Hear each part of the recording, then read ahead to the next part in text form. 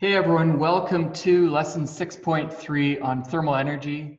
We've gone through 2 lessons on energy, and this one is pretty different than the other 2 because we're dealing with the energy of molecules. But I think it will go quite smoothly and it won't seem too difficult for you. So way back in grade 8, you probably learned about kinetic molecular theory. And there were 4 things that you learned back then. And so that was that all matter is made of small particles, and that the particles have spaces between them, and that the particles are all moving, and that if they're given more energy, if you heat a substance up, then they'll speed up and they'll spread apart. So you might remember that from Science 8. We even reviewed it in Science 9. And there are 3 types of motion that particles have. Okay, so the first is translational movement, which is simply moving in a straight line. So air particles are zipping around through the air in a straight line.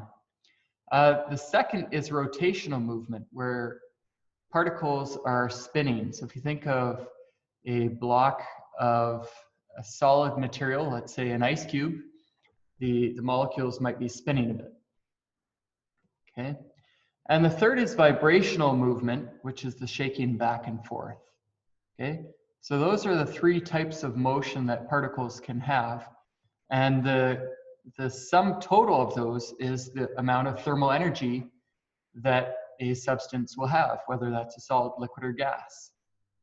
Okay, now let's say we look at particles in a container. Those particles are moving, so they have kinetic energy.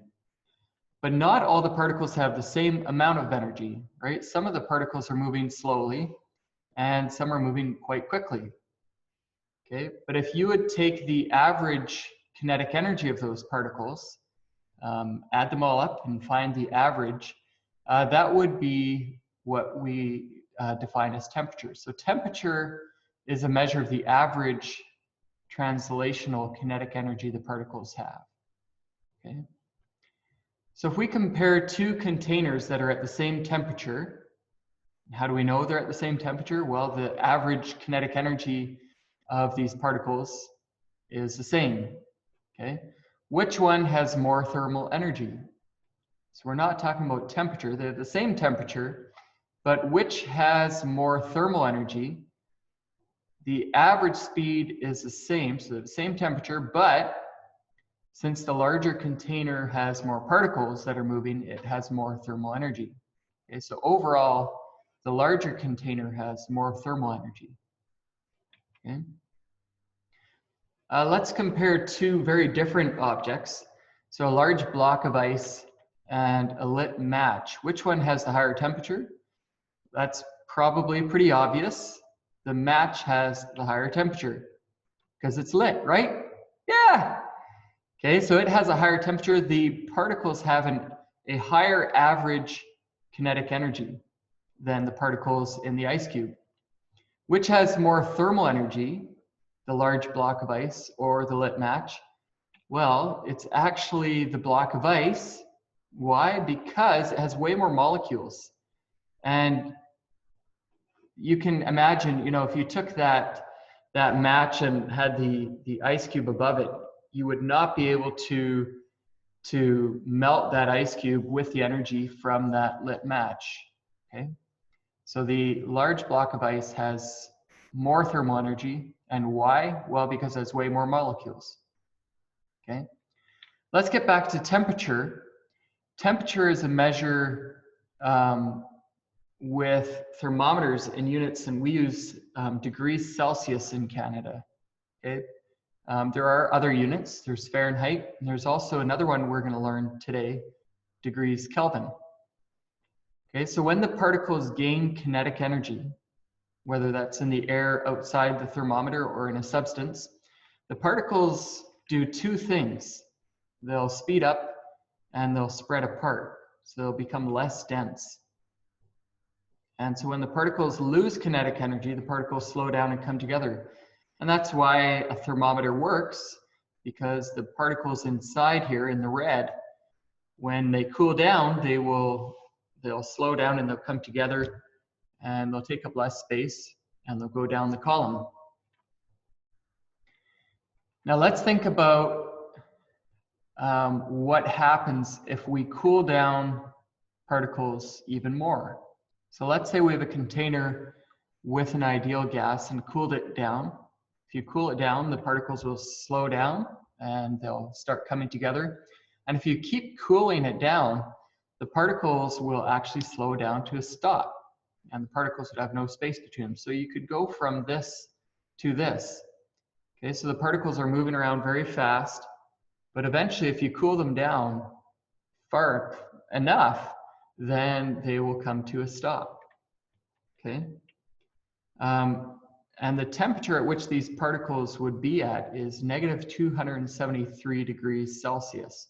And we call that absolute zero. That's the coldest possible temperature, because after that, the particles don't have any more energy to lose, right? These particles in here cannot actually lose any more kinetic energy because they're not moving.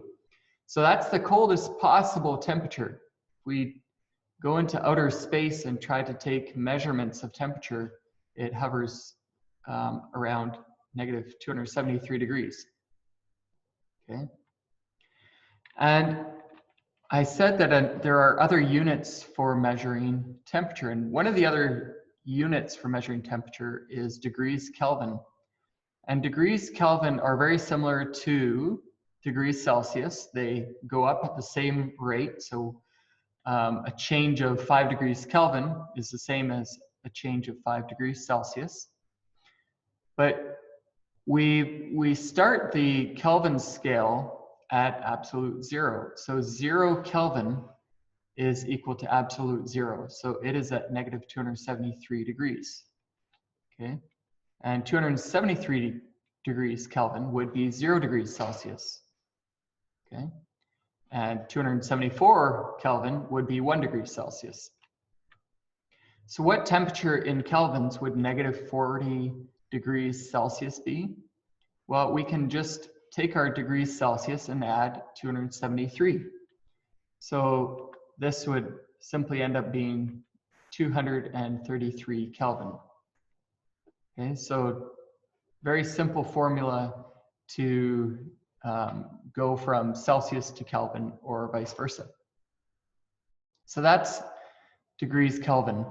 Now let's think about heat.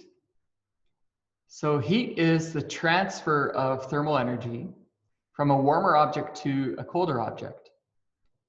Okay, so let's not think about heat as thermal energy itself. It's the transfer of thermal energy. So something that is really hot, like a candle, can transfer a certain number of joules of thermal energy to something that's colder. Okay, so the candle might transfer 100 joules of thermal energy to another colder substance. Okay, and heat can be transferred in 3 ways, and that's illustrated by this diagram here. So the first is conduction. Conduction is the transfer of thermal energy from objects that are touching. So neighboring molecules in a solid pass energy to their neighbor when they collide. So if you have your hand and you grab something really cold on a cold day, then you're going to transfer heat from your hand to the cold object, and that's conduction. Okay, it involves contact. Okay, the second type is convection. And convection is when heat is transferred from one place to another by the movement of warm particles to a colder spot, generally in fluids. So in our diagram here, for example, we have warm air rising up to the hand up top here. So that is convection. And convection is a very important part of our weather systems. Okay, and that's how we can end up getting things like wind. Okay, warm air rises and cold air rushes below it. So that's convection. And the third is radiation. Radiation is one that's a little less intuitive, and that is heat that's transferred through electromagnetic radiation, like light. Okay, so if you think of the sun warming us here on Earth, how did that happen? Well, you have light waves going through outer space across 150 million kilometers from the sun to the Earth. And in between, there aren't particles. So heat is not being transferred from particle to particle from the sun to the Earth. And that's a good thing, because otherwise it would take a long time for that heat to travel to Earth. So instead, it actually travels at the speed of light and comes through the vacuum of space to the Earth. And so that light ends up transmitting to the Earth and can be absorbed by particles so that they heat up. Okay, so that's radiation. And so again, we don't want to think about heat as thermal energy itself. What we're thinking about with heat is how much thermal energy is transferred from a warmer object to a colder object. So the gain or loss of thermal energy. And the amount of energy that's transferred is given the symbol capital Q. Okay, so if Q is negative, then energy has been lost. And if Q is positive, it has been gained and the object has warmed up. Okay? And the amount of heat that can be transferred from one object to another depends on a number of factors. And we're going to look at those three factors and how they come together in an equation. So first, the temperature difference between them. Right? So if you have your hand and you touch something very cold, then a lot of heat can be transferred from your hand to the cold object. If you put your hands together, you're not going to get a lot of heat transfer because they're the same temperature. Okay? The second thing is the size of the object, or the amount of mass. Why? Well, because the more mass it has, the more particles it has, and the more thermal energy that it has, and that can be transferred over. The third thing is the type of matter. So certain types of matter are very good at absorbing energy and also losing thermal energy, and other substances takes a lot of time and energy actually to heat them up, to change their temperature, and they also don't lose that thermal energy very quickly. Okay, so we call that specific heat capacity. We'll get back to that. So the type of matter is important because some types of matter absorb thermal energy better than other types. So we call this specific heat capacity. So a substance that does have a high heat capacity requires the input of a lot of energy in order to change its temperature. Okay?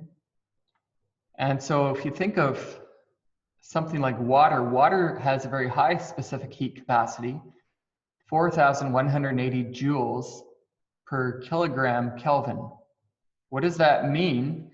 This means that it takes 4,180 joules of energy to raise 1 kilogram of water by a temperature of 1 degree Kelvin. So it takes a lot of energy to increase its temperature. Okay? It has a high specific heat capacity. Sand, on the other hand, has a lower heat capacity. Okay, 830 joules per kilogram Kelvin. So it requires less energy to increase its temperature, which is why when you go to the beach, the sand can get hot faster than the water. Okay, so you get there to the beach, let's say it's an August day, school is done, and you get there around 1 in the afternoon. Well, the sand is going to be really, really hot, and the water will seem quite cold. Okay, but then you go back for a late night swim and the sand seems very cold. It has lost its thermal energy and the water seems really warm. Why? Well, because the water actually hasn't lost a lot of thermal energy. It holds on to that thermal energy really well. Okay, but it also doesn't heat up very fast. Okay, so sand can lose thermal energy faster, and it can also heat up faster. So let's look at the formula that connects these things. So the heat transferred to a substance can be found with this formula, Q equals mc delta T, where Q is equal to the change in thermal energy, delta E. Okay, so Q equals delta E, and that is equal to mc delta T. Okay, and so Q is the heat or the change in thermal energy. Okay, how much thermal energy is either gained or lost. M is the mass of the substance. Okay, how many kilograms of water or sand or some other substance. C is the specific heat capacity of that substance. And delta T is the change in temperature. Okay, so it's a pretty simple formula. So let's look at an example. Okay, so let's think about this. You guys might remember the good old days when we were allowed to do stuff. Let me come back here. You will one day, I'm sure of it, be able to hang out with your friends, go to the beach and have a fire and roast marshmallows. And so that's why we're doing this example, okay? And one day it will happen, okay? So marshmallows are made of the sugar sucrose, which has a specific heat capacity of 1,244 joules per kilogram degrees Celsius. So sometimes this formula will be kilograms degrees Celsius, sometimes degrees Kelvin, doesn't make a difference. For this particular question, we're looking at a temperature change in degrees Celsius, and so that's why I put it like this. So here's the question. If the marshmallow has a mass of 6 grams, how much thermal energy is required to raise its temperature from 21 degrees Celsius to 32 degrees Celsius? Okay, so this would be a typical question you would see for this section of the unit. So there's our formula, Q equals mc delta T, and we can put the numbers in our formula. So 6 grams is equal to 0.006 kilograms, and the specific heat capacity of sucrose, which there's not much else in a marshmallow, is 1,244 joules per kilogram degrees Celsius. And the change in temperature, T final minus T initial, okay, change is always final minus initial, was 32 minus 21, which is about room temperature, okay? And so when you put that in, we get a number of 82.104. Now, what are the units for that? Well, you can probably figure out what that would be just by thinking about, okay, what is Q? Otherwise, what we can do is we can look at our formula and start crossing things off. Okay, so we have kilograms up here, and this is on the bottom, kilograms on the bottom. So those cancel out. And we also have degrees Celsius up here, and, or sorry, on the bottom here, right? That's the denominator, and that's multiplied by degrees Celsius up here. So what are we left with? We're left with joules, which makes sense because this is the amount of energy that is transferred to the marshmallow in order to change its temperature from 21 to 32. Okay, so with 2 sig figs, 82 joules of thermal energy. So let's summarize this. There are 3 types of motion that particles have. Okay, translational, rotational, and vibrational. Translational is them just moving in a straight line. Rotational is spinning. Vibrational is basically shaking. And the sum total of these is the total thermal energy. Temperature is a little bit different. Temperature is a measure of the average translational kinetic energy that the particles have. Okay, so we're not thinking about these two when we talk about temperature. We're talking about translational, and it's the average. Okay, some particles in a substance will be going very fast, and some will be going rather slow. Okay, another unit for measuring temperature is kelvins. And so the formula to convert between kelvins and degrees Celsius is simply like that. okay? And we learned that heat can be transferred in three ways: conduction, convection, and radiation. Conduction involves touching. Convection is the rise of warmer particles in a liquid or a gas. And radiation is the transfer of thermal energy through light waves. And the last thing is that heat transferred to a substance can be found with the formula Q equals mc delta T. Okay? And so there is an assignment 6.3 in Google Classroom. And I think that it should be pretty straightforward. I'm very happy with how things have gone so far. I hope it's been okay for you. And I do hope that one day soon you will be able to roast marshmallows on a beach with your friends. That day will come. Until then, hope you have a good day and wish you the Lord's blessings.